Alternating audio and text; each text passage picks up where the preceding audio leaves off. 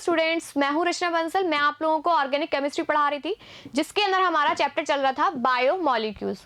Biomolecules में हम पढ़ रहे थे प्रोटीन्स। प्रोटीन्स की अपन ने मोनोमर यूनिट के बारे में स्टडी कर ली थी। कौन सी थी मोनोमर यूनिट? अपनी अमीनो एसिड्स थे।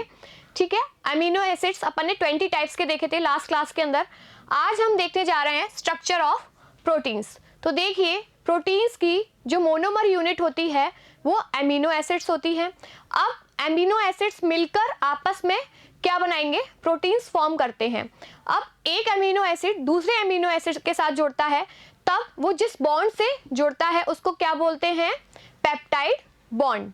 जैसा अपना मोनोसैकेराइड यूनिट थी कार्बोहाइड्रेट के अंदर, एक मोनोसैकेराइड यूनिट दूसरी मोनोसैकेराइड यूनिट से कौन से बॉन्ड के थ्रू जुड़ रही थी? ग्लाइकोसिडिक बॉन्ड से। और यहाँ पर एमिनो एसिड कौन से बॉन्ड के थ्रू जुड़ते हैं? पेप्टाइड बॉन्ड के थ्रू जुड़ते हैं। तो देखिए, structure of proteins, alpha amino acids and they are connected to each other by peptide bond. ठीक है, और इसको और क्या बोलते हैं? पेप्टाइड लिंकेज भी बोलते हैं। ठीक है, नेक्स्ट है आप लोगों का इसके अंदर देखिए, अब ये हमारा एक टाइप का अमीनो एसिड है। ये कौन सा अमीनो एसिड है? ग्लाइसिन है, क्योंकि यहाँ पर देखिए यही था CH, C double bond OH और NH2, और अपना R ग्रुप डिफरेंट था। R ग्रुप के आधार पर अपन ने अमीनो एसिड को 20 टाइप्स में डिवाइड किया था। अब यहाँ पर जब R ग्रुप हाइड्रोजन होता है तब क्या होता है? ग्लाइसिन। अगर यहाँ पर R ग्रुप CH3 ग्रुप होता है तब अपना क्या होता है? एलेनिन। ठीक है, ये अपन सब लास्ट क्लास के अंदर पढ़ चुके हैं। अब देखिए, ये ग्लाइसिन का एक मॉलिक्यूल, ये कौन सा है? एलेनिन। एलेनिन के एक मॉलिक्यूल के साथ रिएक्ट करता है। ठीक है, अब क्या होगा? यहाँ पर कंडेंसेशन, पॉलीमराइजेशन होगा। यहाँ से OH निकलेगा और यहाँ से H निकल जाएगा, H2O मॉलिक्यूल निकल गया। और इन दोनों के बीच में ये वाली जो लिंकेज है, ये याद रखनी है आप लोगों को, C double bond O single bond NH, इसको क्या बोलते हैं? Peptide linkage. ठीक है, अब ये कौन सा बॉन्ड बन गया? पेप्टाइड बॉन्ड फॉर्म हो गया दो अमीनो एसिड से मिलकर। और इसको क्या बोला जो बना?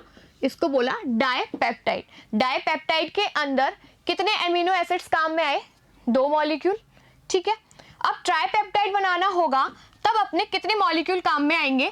देखिए, अपना ट्राइपेप्टाइड अपन ने फॉर्म किया, ट्राइपेप्टाइड फॉर्म कर रहे हैं, उसके अंदर हम डाइपेप्टाइड के अंदर एक मॉलिक्यूल अमीनो एसिड का और ऐड कर दें तो क्या बन जाएगा हमारा? ट्राइपेप्टाइड। उसके अंदर कितने पेप्टाइड लिंकेज मिलेंगी?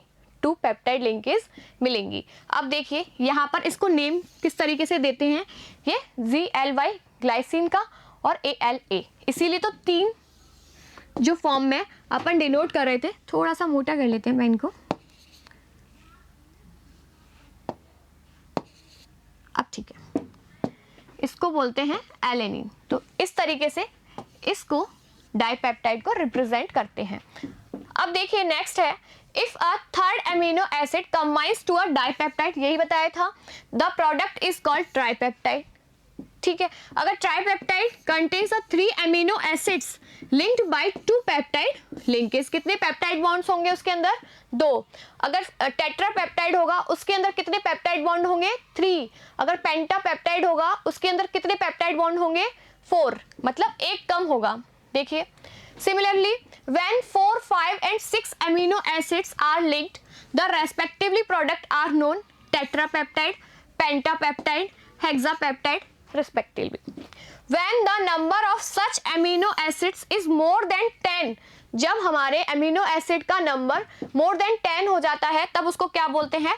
पॉलीपेप्टाइड्स। वैसा ही चल रही है कहानी सैकेराइड्स जैसी। ठीक है, polypeptide with more than 100 amino acids. अब देखिए, पॉलीपेप्टाइड के अंदर हमने देखा कि 10 से अधिक थे अमीनो एसिड से मिलकर बन रहा था, तब उसको पॉलीपेप्टाइड बोल रहे थे। लेकिन जब 100 से भी अधिक अपने अमीनो एसिड्स मिलकर बन रहे हैं और क्या बना लेंगे? हायर मोलर मास वाला एक मॉलिक्यूल बना लेंगे जिसका मोलर मास कितना है? 10,000 यू क्या है? Unit, is called a protein. तो देखिए, प्रोटीन और पॉलीपेप्टाइड को हम डिफरेंशिएट इजीली नहीं कर सकते। The distinction between a polypeptide and protein is not very sharp. इन दोनों के बीच में ज़्यादा डिफरेंस नहीं होता है, ठीक है। Protein can be classified into following types on the basis of their structure and shape. तो देखिए स्ट्रक्चर के आधार पर प्रोटीन्स को फोर टाइप में डिवाइड किया गया है और शेप के आधार पर प्रोटीन्स को 2 टाइप्स के अंदर डिवाइड किया गया है। तो फर्स्ट हम देखते हैं स्ट्रक्चर के आधार पर प्रोटीन्स। तो प्रोटीन्स को स्ट्रक्चर के आधार पर 4 टाइप्स में डिवाइड किया गया था। Primary structure of proteins, secondary structure of proteins, tertiary structure of proteins and quaternary structure of proteins. One by one इनको हम देखते हैं। तो प्राइमरी स्ट्रक्चर ऑफ प्रोटीन्स देखिए, इसके अंदर this type of structure was given by Friedrich Sanger in 1953। ये किसने दिया? इस साइंटिस्ट ने दिया। और किसके अंदर मिला इसको? इंसुलिन के अंदर डिस्कवर हुआ। अब इसमें क्या होता है, जैसे हमारा एक अमीनो एसिड है दूसरे अमीनो एसिड के साथ, तीसरे अमीनो एसिड के साथ, इस तरीके से वो चेन फॉर्म कर लेता है, ठीक है। इस तरीके से वो चेन फॉर्म कर लेगा और कुछ भी नहीं करेगा। अब इसके अंदर सिर्फ पेप्टाइड बॉन्ड फॉर्म हो रहे होंगे। तो primary structure is confirmed by a single polypeptide chain. और ये क्या होती है? एक सिंगल पॉलीपेप्टाइड चेन होती है, ठीक है। इस तरीके से जैसे अपने मोती पिरोते हैं ना माला में, उस तरीके से। और ये कैसी होती है? लीनियर स्ट्रक्चर होती है, ठीक है। देखिए all amino acids are attached in a straight chain में और बाय अ पेप्टाइड बॉन्ड, जो मैंने बता दिया आप लोगों को। नो बायोलॉजिकल इंपॉर्टेंस, मतलब बॉडी के अंदर इनका कोई ज्यादा इंपॉर्टेंस नहीं होता है और ये सून ही चेंज हो जाती है दूसरी अदर फॉर्म के अंदर, मतलब जल्दी ही ये दूसरी अदर फॉर्म के अंदर चेंज हो जाती हैं, ठीक है। तो सेकेंडरी स्ट्रक्चर ऑफ प्रोटीन्स देखते हैं। अब सेकेंडरी स्ट्रक्चर ऑफ प्रोटीन्स के अंदर क्या होता है, जैसे अपने पॉलीपेप्टाइड चेन चल रही थी, ठीक है, और एक पॉलीपेप्टाइड चेन दूसरी पॉलीपेप्टाइड चेन के कनेक्ट में आई, ठीक है। जैसे एक पॉलीपेप्टाइड चेन है और दूसरी पॉलीपेप्टाइड चेन है, इसके कांटेक्ट में आएगी, तब इसका C double bond O group और इसका NH ग्रुप आपस में क्या कर लेगा? हाइड्रोजन बॉन्डिंग शो करेगा। तो देखिए इसके अंदर क्या होता है? In it structure of straight chain from irregular chains to form a coils. और क्या होगा इसके अंदर? जैसे इसी चेन के अंदर भी C double bond O group होगा और NH ग्रुप होगा, इनके बीच में हाइड्रोजन बॉन्डिंग हो जाएगी। इस हाइड्रोजन और इस ऑक्सीजन के बीच में क्या मिलती है? इसमें हाइड्रोजन बॉन्डिंग मिलती है, जिसकी वजह से इसकी स्ट्रक्चर कैसी हो जाती है? कॉइल हो जाती है। तो इसमें hydrogen bonding plus peptide bond दोनों मिलते हैं प्रेजेंट इन सेकेंडरी स्ट्रक्चर। देखिए इस तरीके के क्वेश्चंस आते हैं कि प्रोटीन की सेकेंडरी स्ट्रक्चर के अंदर कौन से बॉन्ड मिलते हैं, तो हाइड्रोजन बॉन्ड मिलता है और पेप्टाइड बॉन्ड मिलता है।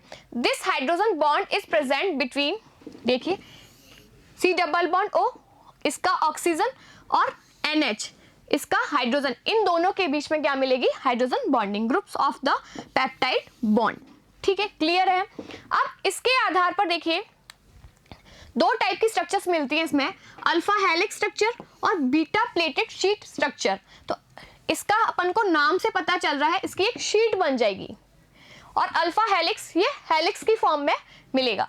तो देखिए alpha helix chain is spiral, मतलब एक जो चेन थी, एक मोतियों की माला थी, वो कैसी हो गई? स्पाइरल हो गई है। किसकी वजह से? हाइड्रोजन बॉन्डिंग की वजह से।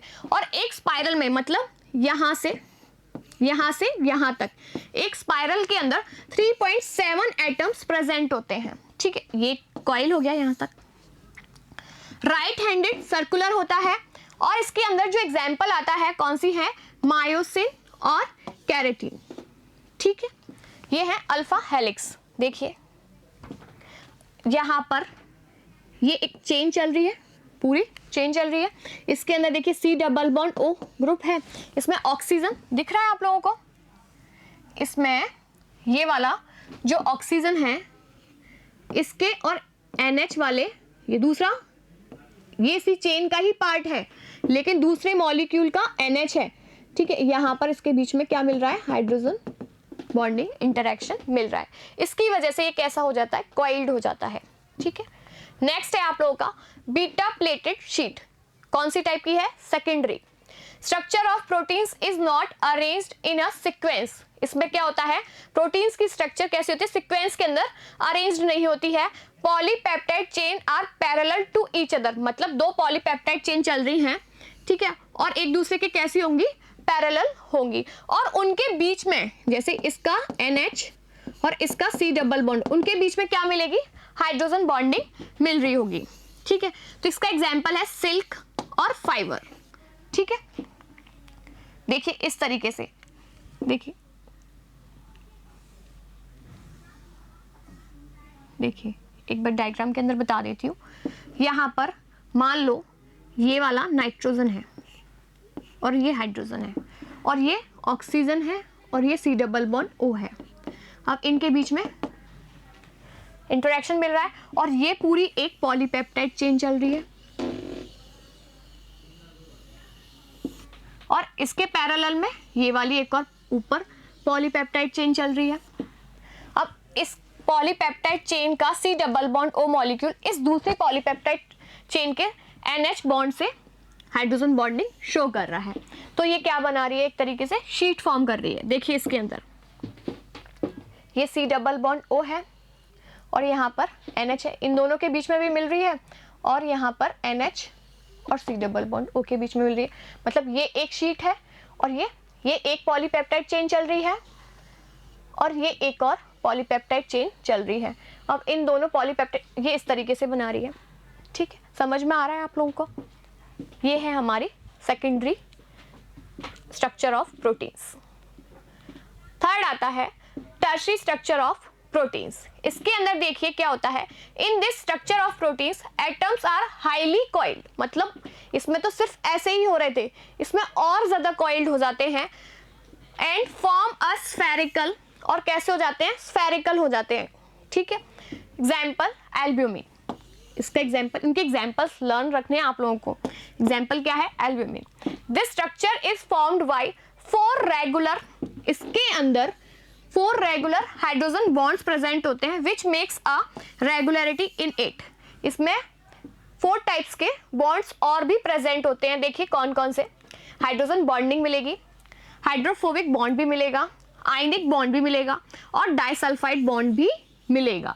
इसके अंदर 4 टाइप्स के बॉन्ड मिलते हैं। तो ये याद रखने हैं आप लोगों को कि टर्शियरी स्ट्रक्चर के अंदर कौन कौन से बॉन्ड मिलते हैं। हाइड्रोजन बॉन्ड भी मिलता है, हाइड्रोफोबिक बॉन्ड भी मिलता है, आयनिक बॉन्ड भी मिलता है और डाइसल्फाइड बॉन्ड भी मिलता है। तो देखिए किस तरीके से मिलता है इसके अंदर।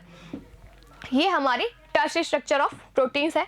ये पूरी की पूरी क्या है, पॉलीपेप्टाइड चेन है और पूरी की पूरी पॉलीपेप्टाइड चेन के अंदर क्या मिल रहा है, हमें पॉलीपेप्टाइड जो पेप्टाइड बॉन्ड मिल रहे हैं। अब पेप्टाइड बॉन्ड के अंदर देखिए यहाँ पर ये CH2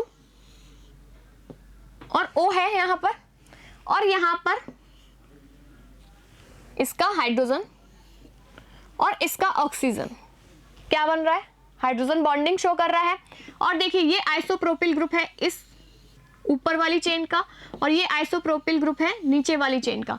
इन दोनों ये कैसे है, नॉन पोलर पार्ट है, तो कौन सा होगा, हाइड्रोफोबिक इंटरेक्शन होगा। देखिए इसके बीच में कौन सा इंटरेक्शन मिल रहा है, हाइड्रोफोबिक इंटरेक्शन मिल रहा है।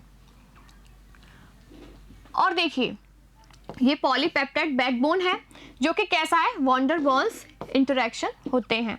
अब यहाँ पर जैसे अपन ने सल्फर कंटेनिंग हमने एमिनो एसिड्स ले रखे हैं तो उसके अंदर क्या मिलेगा, डाइसल्फाइड ब्रिजिंग मिलेगी, डाइसल्फाइड बॉन्ड मिलेगा। अब मान लो हमारी जो एमिनो एसिड्स थे उनका एक कैरेक्टर था कैसा, ज्विटर आयन की फॉर्म में मिल रहे थे, आयनिक फॉर्म में। तो देखिए इसका NH3 पॉजिटिव इसके C double bond O negative के साथ क्या बना रहा है, आयनिक बॉन्ड फॉर्म कर रहा है। तो इस तरीके के 4 बॉन्ड इसके अंदर मिलते हैं हमें टर्शियरी स्ट्रक्चर ऑफ प्रोटीन्स के अंदर। तो अपना नेक्स्ट आता है अपना 4th quaternary structure of proteins when 2 और मोर पॉलीपेप्टाइड चेन, ठीक है, इसके अंदर मतलब 2 से ज्यादा पॉलीपेप्टाइड चेन जो क्या होती है, कॉइल्ड हो जाती हैं और ग्लोब्यूलर हो जाती है, मतलब स्फेरिकल हो जाएंगी और आपस में ज्वाइंट हो जाएंगी किससे, chains united by forces other than covalent bonds, that is not peptide bond, जो कि पेप्टाइड बॉन्ड नहीं है और डाइसल्फाइड बॉन्ड भी नहीं है, are called quaternary structure of proteins. तो देखिए इसके अंदर बहुत सारी पॉलीपेप्टाइड चेन है वो आपस में मिलकर क्या हो रही हैं, क्वाaternary स्ट्रक्चर बना रही हैं। It is most stable structure, ये कैसी है, बहुत ही ज्यादा स्टेबल स्ट्रक्चर होती है। एग्जाम्पल है इसका हीमोग्लोबिन। तो देखिए इसके अंदर हीमोग्लोबिन के अंदर किस तरीके से मिलती है, देखिए यहाँ पर बीच में आयरन है, ठीक है। अब इसके अंदर देखिए ये पॉलीपेप्टाइड चेन है, ये वाली, ठीक है, इस तरीके से यहाँ पर ये वाली पॉलीपेप्टाइड चेन है। तो देखिए अब ये क्या हो रही है, कॉइल्ड हो रही है, तो ये क्या बना रही है, एक तरीके से क्वाaternary स्ट्रक्चर ऑफ प्रोटीन्स, ठीक है। इन चारों को क्या बोलेंगे, क्वाaternary स्ट्रक्चर, ठीक है। अब प्रोटीन की शेप के आधार पर प्रोटीन को दो पार्ट में डिवाइड किया गया है, फाइब्रस प्रोटीन और ग्लोब्यूलर प्रोटीन। फाइब्रस प्रोटीन क्या होती है वो देख लेते हैं।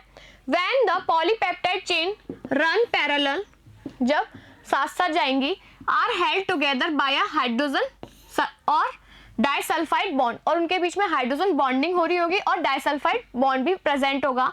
Then fibrous like structure is formed, और कैसी होगी, फाइब्रस लाइक स्ट्रक्चर हो जाएगी। देखिए ये फाइबर जैसी स्ट्रक्चर हो जाती है इसकी। Such proteins are generally insoluble in water, ये कैसी होती है, इनसॉल्युबल होती है वाटर के अंदर। एग्जाम्पल है केराटिन, जैसे अपने बालों में मिलती है जो प्रोटीन, वो कौन सी होती है, fibrous protein. Present in hair, wool and silk. Myosin present in muscles, muscles के अंदर भी अपन की जो प्रोटीन्स मिलती है वो कौन सी होती है, फाइब्रस प्रोटीन होती है।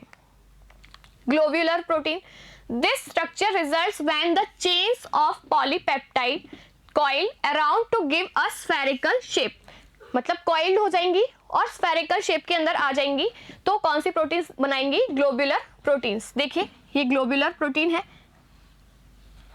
These are usually soluble in water। Question यही आता है कि कौन सी प्रोटीन वाटर के अंदर सॉल्युबल होती है, तो ग्लोब्यूलर प्रोटीन्स वाटर के अंदर सॉल्युबल होती हैं। एग्जाम्पल कौन सा है, इंसुलिन और एल्ब्यूमिन। दो एग्जाम्पल हैं इसके, इंसुलिन एंड एल्ब्यूमिन, ये याद रखते हैं आप लोगों को, ठीक है। तो आज की क्लास के अंदर हमने देखा स्ट्रक्चर ऑफ प्रोटीन्स, ठीक है। नेक्स्ट क्लास के अंदर हम देखेंगे विटामिन्स एंड एंजाइम्स। आज की क्लास हम यहीं तक रखते हैं। Thank you.